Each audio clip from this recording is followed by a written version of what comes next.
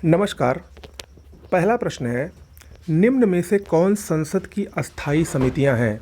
देखिए, संसद में दो प्रकार की समितियां होती हैं, एक होती है अस्थायी समिति और दूसरी होती है अस्थायी समिति। तो इनमें से जो लोक लेखा समिति है, प्राक्कलन समिति है और सार्वजनिक उपक्रम समिति है, ये तीनों अति महत्वपूर्ण भी हैं। परीक्षा में इन्हीं से सबसे ज़्यादा प्रश्न पूछे जाते हैं और ये तीनों अस्थायी समितियां हैं, यानी ऑप्शन डी इसमें सही होगा। ओके। देखिए, संसदीय समितियां मोटे तौर पर दो होती हैं, अस्थायी समिति और तदर्थ समिति। अस्थायी समितियां अस्थायी प्रकृति की होती हैं, जो निरंतरता के आधार पर कार्य करती हैं और इनका गठन प्रत्येक वर्ष होता है।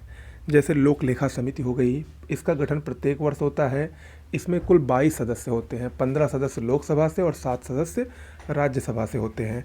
प्राक्कलन समिति होती है, इसके अलावा सार्वजनिक उपक्रम समिति भी होती है। तो ये सभी समितियाँ बहुत ही महत्वपूर्ण हैं। अगला प्रश्न है, निम्न कथनों पर विचार कीजिए।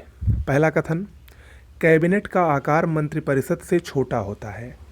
दूसरा कथन, मंत्रिपरिषद में कैबिनेट मंत्री, राज्य मंत्री और उप मंत्री शामिल होते हैं। आपको बताना है इसमें से कौन सा कथन सत्य है। देखिए, इसमें ऑप्शन 1 सही होगा, केवल एक।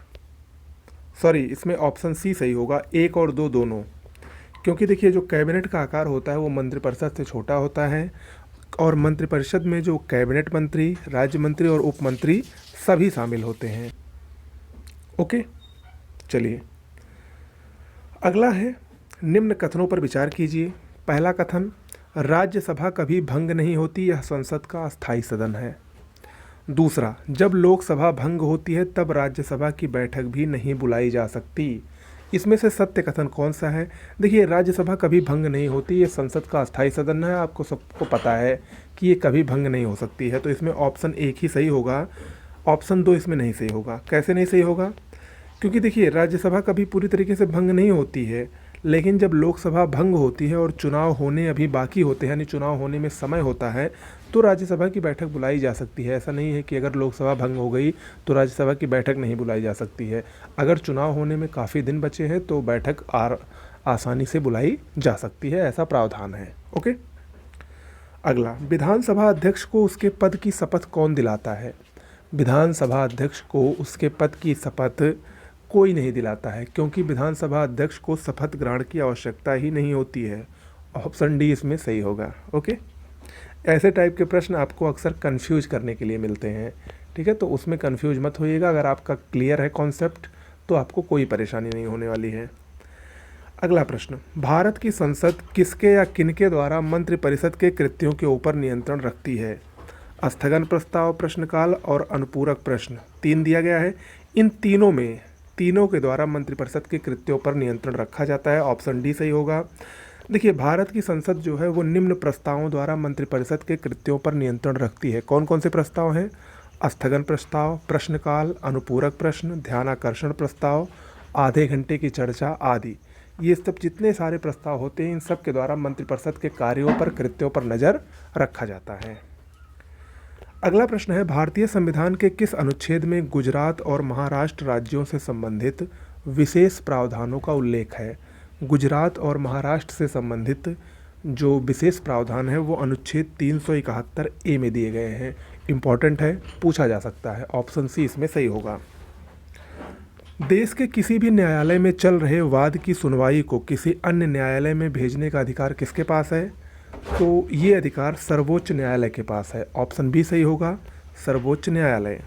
देखिए, देश के किसी भी न्यायालय में चल रहे वाद की सुनवाई को किसी अन्य न्यायालय में स्थानांतरित किए जाने का निर्देश सर्वोच्च न्यायालय ही दे सकता है और उसी के पास ये एकाधिकार है। ऑप्शन बी इसमें सही होगा। अगला, सुप्रीम कोर्ट के संबंध में निम्न कथनों पर विचार कीजिए। 3 कथन यहाँ पर दिए गए हैं। पहला कथन, यह नागरिकों के मौलिक अधिकारों का गारंटर है। बिल्कुल सही है। यह भारतीय संविधान का संरक्षक है। बिल्कुल सही है। यह भारत में अपील का सर्वोच्च न्यायालय है। ये भी बिल्कुल सही है। यानी इसमें ऑप्शन डी सही होगा, तीनों सही है। मौलिक अधिकार का अगर किसी का हनन होता है तो वो कोर्ट की मदद ले सकता है। भारतीय संविधान का तो ये संरक्षक है ही, नियम कानून बनाता है, नियम के उल्लंघन होने पर उसको दंड भी देता है।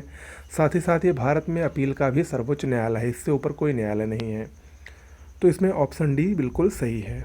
ठीक है, आगे बढ़ते हैं।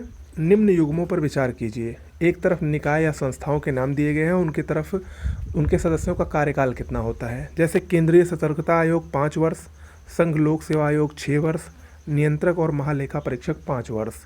आपको बताना है इसमें कौन सा सुमेलित नहीं है, यानी कौन से कार्यकाल मैच नहीं कर रहे हैं। तो इसमें अगर हम देखें तो 1 और 3 नहीं सुमेलित है। केंद्रीय सतर्कता आयोग जो है वो 5 वर्ष नहीं होता है इनके सदस्यों का कार्यकाल, बल्कि 4 वर्ष होता है। और नियंत्रक और महालेखा परीक्षक ये 5 वर्ष तक नहीं बल्कि 6 वर्ष तक कार्य करते हैं। इसको देख लीजिए, इंपॉर्टेंट है, पूछता भी है। देखिए, जो संघ लोक सेवा आयोग के अध्यक्ष और सदस्य होते हैं वो 6 वर्ष या 65 वर्ष की आयु, जो भी पहले हो वहाँ तक वो पद पर बने रहते हैं। नियंत्रक और महालेखा परीक्षक कैग, ये भी 6 वर्ष या 65 वर्ष की आयु, जो भी पहले हो, बने रहते हैं। केंद्रीय सतर्कता आयोग, ये 4 वर्ष या 65 वर्ष की आयु, जो भी पहले हो उसमें ये बने रहते हैं। ओके। अगला, केंद्रीय सूचना आयोग के संदर्भ में निम्न कथनों पर विचार कीजिए। सूचना आयोग से संबंधित ये 2 कथन दिए गए हैं। पहला कथन, यह एक संवैधानिक निकाय है। दूसरा, इस आयोग में एक मुख्य सूचना आयुक्त और अधिकतम 6 सूचना आयुक्त होंगे। आपको बताना है कि इनमें से कौन सा सही है। कोट नीचे दिया है।